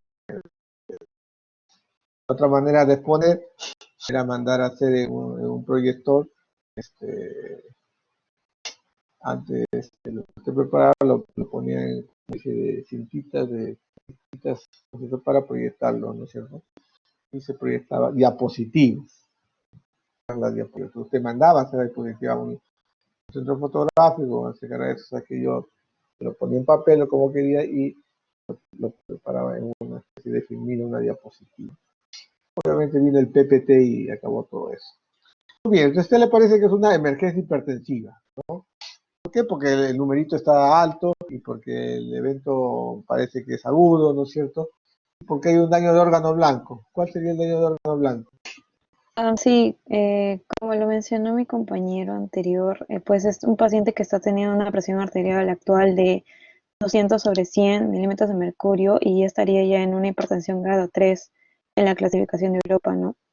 Pero ya había leído y si es que había esta asociación de una hipertensión de grado 3 junto con un daño que parece está asociado a este caso.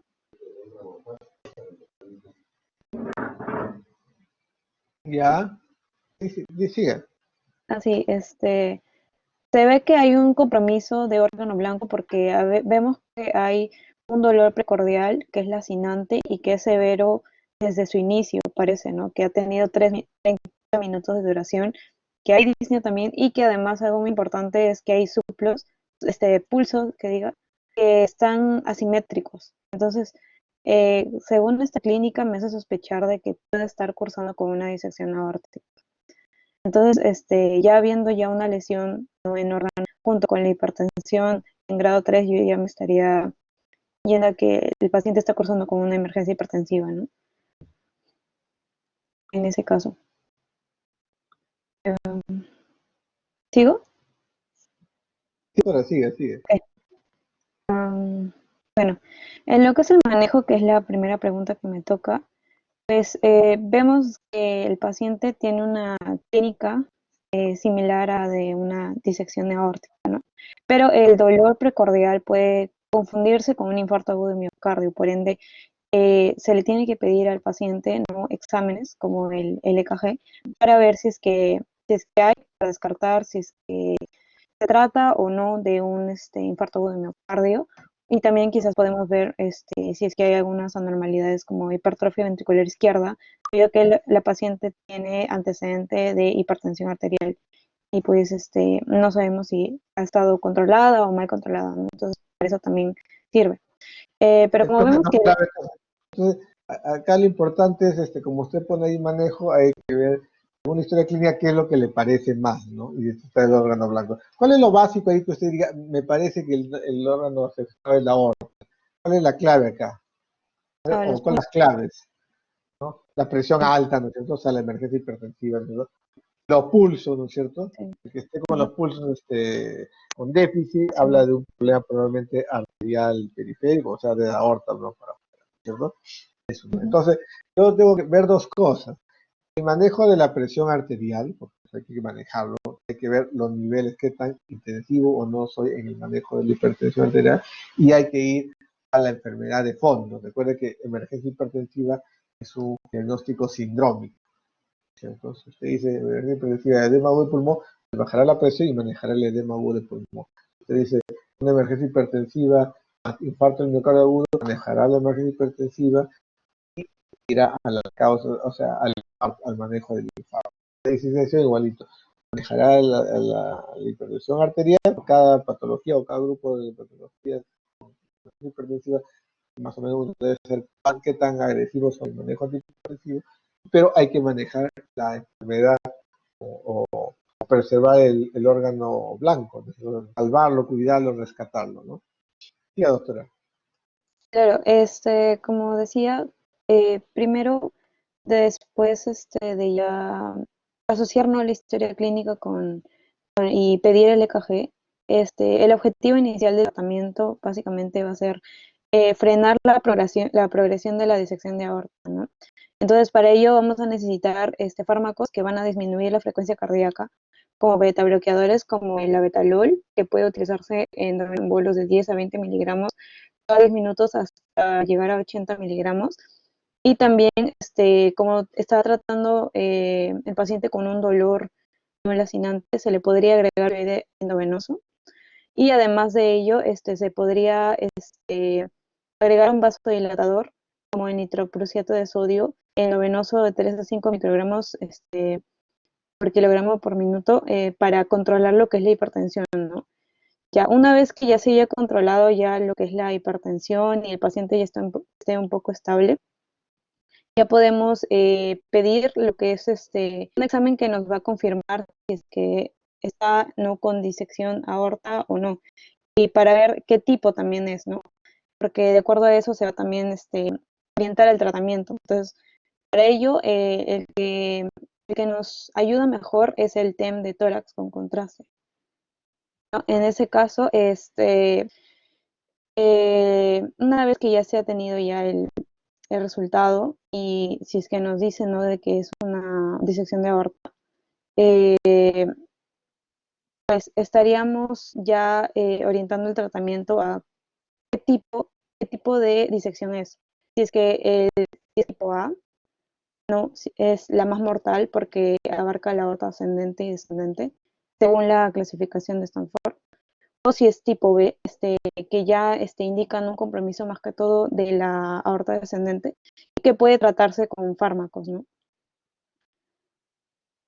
Ya. Y aquí hay como un esquema. ¿Y el A, cómo se maneja? ¿Stanford El, A? A- el AES se maneja quirúrgicamente. Quirúrgicamente se maneja. Y fármaco, ¿no? Y Sí. fármaco. Ujú. ¿No? Acá hay un ¿Y cuadro. la presión arterial, cómo es el nivel de intensidad del tratamiento antihipertensivo? Vamos rápido que ya estamos fuera de hora. ¿Cómo? ¿Cómo? Disculpe, doctor. ¿Qué tanto debo bajar la presión arterial? ¿Qué porcentaje? ¿Debo ser agresivo o no? Etcétera. Claro, o sea, se tiene que bajar por lo menos a menos de 120 milímetros de mercurio. Ahí, aquí en el diagrama que he puesto, en el algoritmo, indica, ¿no? Y para ello se utiliza lo que yo mencioné, el abetalol, que son betabloqueadores, y opioides para controlar el dolor. Y ya de ahí vemos si es que la presión sistólica está mayor a 120 milímetros de mercurio. Si es que está, entonces indica lo que es el nitroprusiato de sodio endovenoso para poder disminuirla a menos de 120 milímetros de mercurio. Pero se tiene que tener en cuenta de que en crisis hipertensivas, como le mencionó mi compañero, el descenso tiene que ser progresivo, o sea, no tiene que ser brusco, porque eso también va a ocasionar mucho más daño al órgano blanco, ¿no? Y de O sea, a acuerdo a la eso, aorta. ujú, ujú. Y de acuerdo a Digamos, eso, ya como le mencioné, si es que es tipo A o tipo B, se va a direccionar el tratamiento, ¿no? Ya la cirugía o no, ¿no es cierto? sí. Entonces, la tomografía tiene dos objetivos. Uno es definir el diagnóstico, en este caso de disección. Tal vez es una radiografía, ¿no? Antes, pero hay que ver que no sea una motora, que no sea una tromboembolia pulmonar, que no sea un infarto. Causas de dolor torácico que también puede hacer que el paciente llegue a la emergencia. Y si es una decisión de aorta, aparte de hacer el diagnóstico, dice la localización de la disección, porque eso tiene implicancias. Si bien todos tienen el mismo manejo farmacológico, el Stanford A es aorta ascendente o callado, o sea, antes de la arteria subclavia izquierda, ¿no es cierto? Es de manejo quirúrgico. La mortalidad solo con manejo farmacológico es alta, se dice que 1 o 2% por hora, de esta manera que en 24 horas más o menos podemos llegar a una mortalidad de 50%. ¿Qué llama la mortalidad de un paciente con tratamiento médico que Stanford B? Una decisión de subclavia, estamos hablando que la mortalidad es 20%. Entonces, la mortalidad quirúrgica es más de 20%, entonces mejor se maneja médicamente. No sé si ya tuvieron su clase, tenían que era una clase de enfermedad de aorta, era creo que era una mesa redonda, ¿ya la tuvieron todavía? Doctora,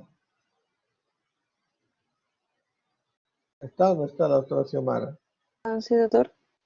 ¿Tuvieron la clase de, había una mesa redonda creo de enfermedad de aorta, me parece? ¿Entendido Mm, todavía? ¿Todavía no lo han entendido? mm, Aparentemente no, porque usted no, por lo menos usted no lo ha tenido, ¿no es cierto? No sé si el resto. Ya. Muy bien, avancemos. Pregunta 26. Un ACV isquémico. ¿Cuál es la diferencia?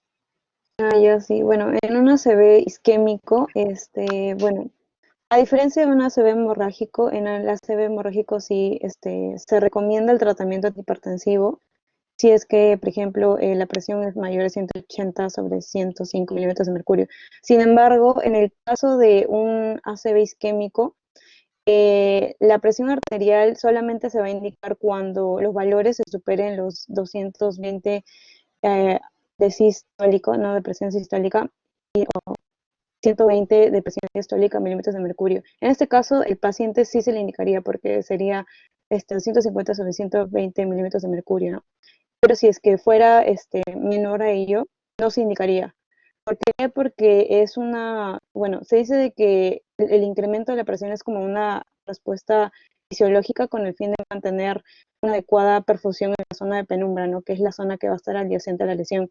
Entonces, si es que se le baja demasiado esta presión, puede en realidad aumentar el área de necrosis. Entonces, solo se recomienda cuando es mayor o igual a 220 sobre 120 milímetros de mercurio, ¿no? De presión arterial.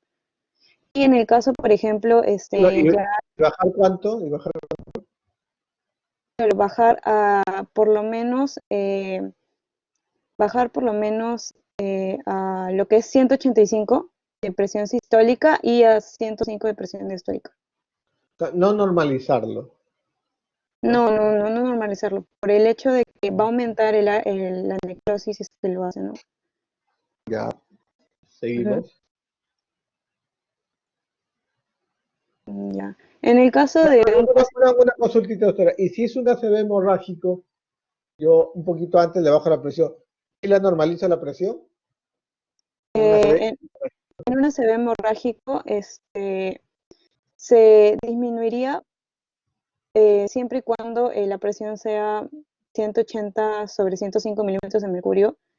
Eh,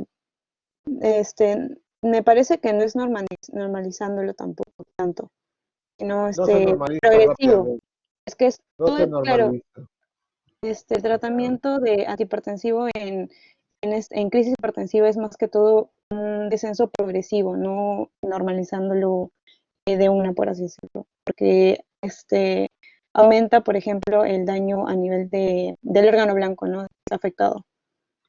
Muy bien, ¿qué pasa si el paciente va a fibrinolisis? Que es la siguiente pregunta. Lo ve el neurólogo, tiene un ACV isquémico, tiene presión arterial 250 con 120 y él le hace su escala, su puntaje, todo, y el neurólogo dice, ¿sabe qué? Este paciente creo que voy a trombolizar. El Claro, paciente tiene media hora, ¿no es cierto? Le hace su escala y dice, esto va a trombolizar. ¿Qué le va a pedir el neurólogo al cardiólogo con respecto a la presión? claro, para ello, yo había leído que para que el paciente, una vez de que ya, o sea, tiene los criterios de inclusión, ¿no? Para fibrinolisis, tiene que cumplir los criterios, ¿no? De que tiene que tener una presión arterial menor a 185 sobre 110 milímetros de mercurio. Si es que no, se tiene que iniciar con un tratamiento antihipertensivo, ya sea con la betalol, para siempre y cuando la presión arterial sistólica sea mayor de 220 milímetros de mercurio o la presión arterial diastólica se encuentre de 121 a 140 milímetros de mercurio, o nitroprusiato de sodio si la presión arterial diastólica es mayor a 140 milímetros de mercurio. Eso ya más que todo en casos extremos. Y de acuerdo a eso, si es que ya está, ¿no? La presión en menos de ese criterio, ya se puede iniciar con el tratamiento de trombólisis, ¿no? Así Eh, es. Siga. y ya con la última pregunta, que es, ¿cuál es la meta del tratamiento? Complemento de eso. Entonces, para precisar, creo que vas a hablar de otra parte. Si el paciente tiene un ACV, yo solamente doy tratamiento de presión cuando es muy, muy alto, más de 210, 220. A no ser que el neurólogo diga, ¿sabe qué? Yo lo quiero trombolizar a este paciente, entonces hay un umbral en el 220 para iniciar tratamiento endovenoso, no es 185, ¿no? Sistólica con 110, ¿no? Sistólica, ¿no? Y para eso, uso endovenoso, no lo bajo más, debe ser menos de 185, ahí nomás, 180, 165, 170, no normalizar. Bajar 10, 15%, 15%, no más, ¿no es cierto? El objetivo es que esté en menos de 185, 24 horas. Antes, durante y después de la trombolisis. La trombolisis es rápida. Entonces, solo en caso del paciente que va a ir a trombolisis con ACV isquémico, yo soy un poquito más agresivo y no espero los 210, 220, sino 185. Muy bien. Siguiente, doctora, y última. Bueno, sí, para la meta de tratamiento de presión arterial en los demás casos de emergencia hipertensiva, pues los objetivos básicamente va a ser reducir entre el 15 al 25% del valor inicial de la presión arterial con fármacos endovenosos en la primera hora hasta alcanzar valores menores a 160 sobre 100 milímetros de mercurio entre las 2 a 6 horas posteriores y luego la normalización de la presión arterial entre las 24 y 48 horas posteriores, más que todo para prevenir la progresión del daño en los órganos blancos. Pero como se ve, el descenso debe ser lento y monitorizado, ¿no? Para evitar los fenómenos isquémicos en los órganos dianas. Con excepción de que el paciente, por ejemplo, curse con otra patología como la disección aórtica o un edema agudo del pulmón, donde ahí sí la presión arterial sí debe disminuirse un poco más rápido, ¿no? Por la mortalidad que está asociada. Y aquí había encontrado las situaciones clínicas, ¿no? Y algunos fármacos que se utilizan en primera línea asociados, ¿no? Por ejemplo, indican hipertensión arterial maligna, se le indica YEGA-SAHARA2 o la betalol, nicardipino, y así, ¿no? En las diferentes situaciones clínicas en las cuales hay emergencias hipertensivas. Muy bien, puede poner la anterior transparencia y ya con esto acabamos. Aparece nuevamente, diapositiva. Muy bien. Entonces, nosotros vamos a dividir en forma práctica, muy bien la exposición, las emergencias hipertensivas en tres tipos. Las que son ACV isquémico o hemorrágico, en un extremo, al otro extremo la disección de aorta, cerca de la disección de aorta el edema agudo de pulmón y todo el resto, en el centro, digamos. De tal manera que todas las emergencias hipertensivas yo debo reducir la presión arterial 15, 20, máximo 25% en la primera hora, no más. Es una eclampsia, es un infarto, ¿no es cierto? Una hipertensión, etcétera, etcétera. No debo bajar más de eso.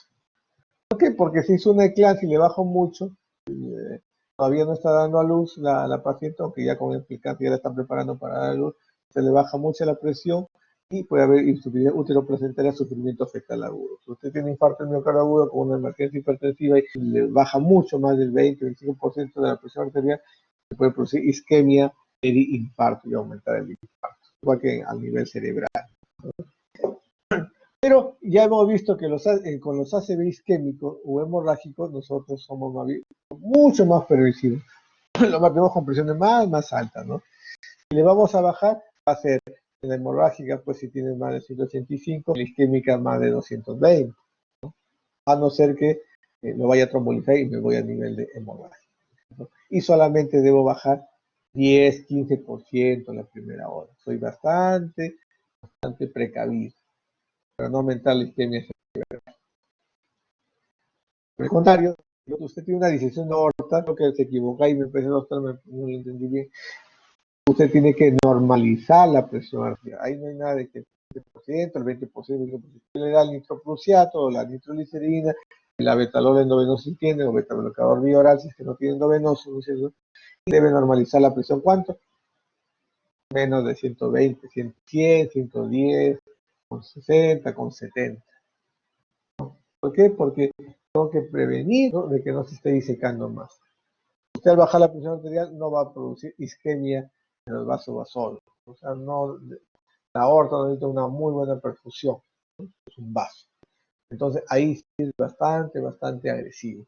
En la emergencia hipertensiva donde es lo más agresivo que se puede hacer, ¿no? Para evitar la disección, para que no haya más complicaciones de más órganos, porque si la disección avanza puede haber isquemia mesentérica, falla renal, ACVs, ¿no? ACVs, isquemia de miembros inferiores, etcétera, etcétera. Y en el edema de pulmón también, con cierta rapidez, nosotros tratamos de normalizar la presión arterial. Entonces, disección de aorta, la normalizamos menos 120 con 100, edema pulmonar un poco ahí cerca también.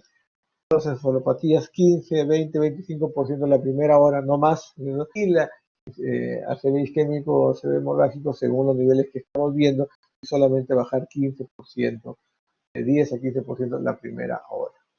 Bastante, disminución bastante progresiva, bastante lenta. Muy bien, doctora Xiomara, entonces acabamos, ¿sí? Así son los seminarios, ya acabamos uno, pero hemos cogido 2 días por un solo seminario. Entonces, por favor, el seminario dice, hay que tratar de hacerlo más rápido. Si ustedes hablan bien, yo no me meto, ya no hablo nada, así que transparencia así bien concisa para poder avanzar. La otra semana haremos ICC, pues. De todas maneras voy a enviar el fin de semana el seminario 3 de enfermedad coronaria, si se puede, de repente avanzamos algo. Ojalá se pueda empezar a las 11, pues no como ahora. Doctor, muchas gracias. El doctor Reyes creo que a las 2 va a tener su chat, voy a almorzar, comer algo y a las 12 con esto. Hasta luego. Hasta luego, que te pases. Gracias, doctor. Chao, doctor.